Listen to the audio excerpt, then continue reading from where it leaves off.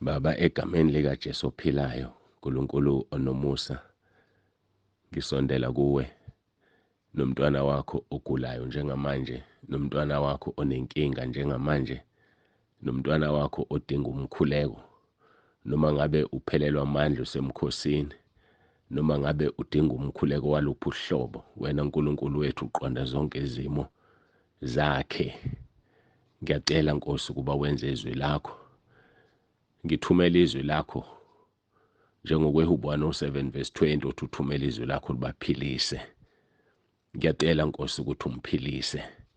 Ngiyakhuleka Nkosi ixazulule inkinga. Ngiyakhuleka Nkosi isimo abhekene naso sisibeka kuwena. Ushilo Nkosi ezwini lakho kuMathewu 11 verse 28 kuya 30. Wathi bonke abakhathele nabasindwayo abeze kuwe, wena uzobaphumuza, bafunde kuwe ngoba wena umnene uthobile ngenhliziyo.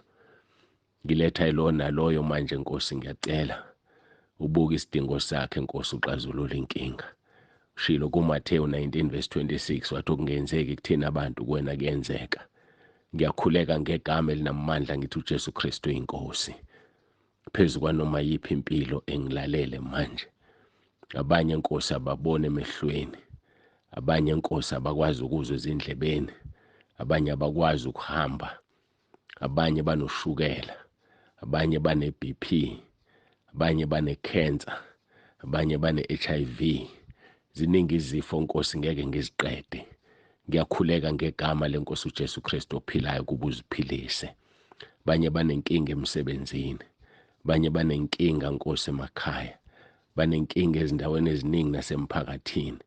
Nkulunkulu wethu, wena umqaqi wey'nkinga.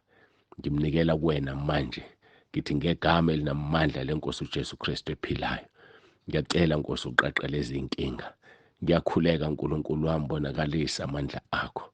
UnguNkulunkulu ezulwini, olidalile izulu, nguNkulunkulu emhlabeni udalwe nguwena. UNkulunkulu ezinzulwini zonke zaziwa nguwena.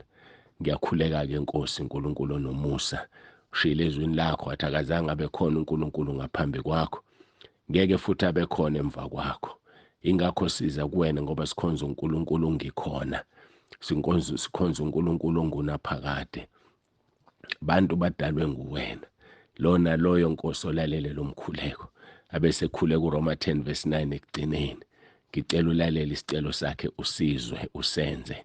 Ziningi izinto, abanye bafuna imisebenzi, abanye bafuna abantwana. Kuningi Nkosi uyakwazi, kodwa okukhulu sifundisile Nkosi ukuthi umuntu akakhuleka uRoma 10 verse 9. Umuntu akavuma izono zakhe ngoba izono ziwudonga zidala ukuthi umkhuleko ungaphendulwa. Umuntu akazihlanganise nawe Nkosi akukhonze. Abantu kabafuna ukukukhonza, abafuna izinto zakho, abakufuni wena. Abafuna ukwenza izwi lakho, kodwa wena Nkosi bayazifuna izinto zakho. Ngiyacela ubakhanyisele, ubavulele. Yiba nabo-ke Nkosi, ubaqinise. Ngiyakhuleka ngegama likaJesu, sebethumelile abanye ama-messages. Nkosi ngiyacela ukuthi uwalalele uwenze, ngoba Nkosi uyasibona isimo esibhekene naso ekhaya kwaNsibande. Ngiyacela Nkosi ubonakalise amandla akho, wenzele igama lakho udumo, ngegama elinamandla likaJesu nangegunya onginikeze lona. Othe Nkosi engikubophe emhlabeni kuboshwe ezulwini, nengikhulule emhlabeni kukhululwe ezulwini. Namba abantwana bakho Nkosi ngokuhlukana kwabo, ngenelela Nkosi ezidingweni zabo, ukuze igama lakho lidunyiswe. Yenzele igama lakho udumo, ngegama elinamandla likaJesu Khristu iNkosi yethu. Ushilo kuJeremiah 32 verse 17 wathi udalile izulu, wadala umhlaba, kukho okukuhlulayo.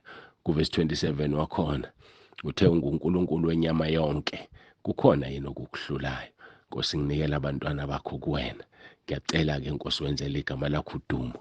Sisekanye nabo-ke Nkosi, siyakhuleka abaseRoma 10 verse 9 sisho kanye kanye Nkosi, sonke nabo bayasho emva kwami sithi Nkosi Jesu, ngiyavuma ngomlomo wami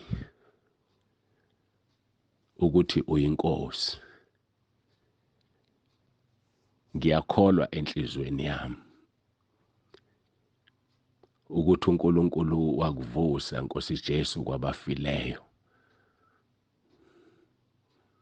Ngiyakhuleka egameni lakho Nkosi Jesu ukuba ungisindise. uSathane angimfuni, amadimoni angiwafuni. Ngiyacela Nkosi Jesu, uphathe impilo yami, ungikhulule emandleni kaSathane, ungikhulule enkingeni engibhekene nazo,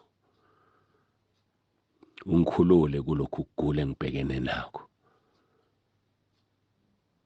ungilondoloze Nkosi Jesu, uze ungivuse ngosuku lokugcina. Ngokukholwa ngiyazi sekwenzekile. Ngiyabonga egameni lakho Nkosi Jesu. Amen. UJesu Khristu uyiNkosi, siyabonga indlalifa zezulu.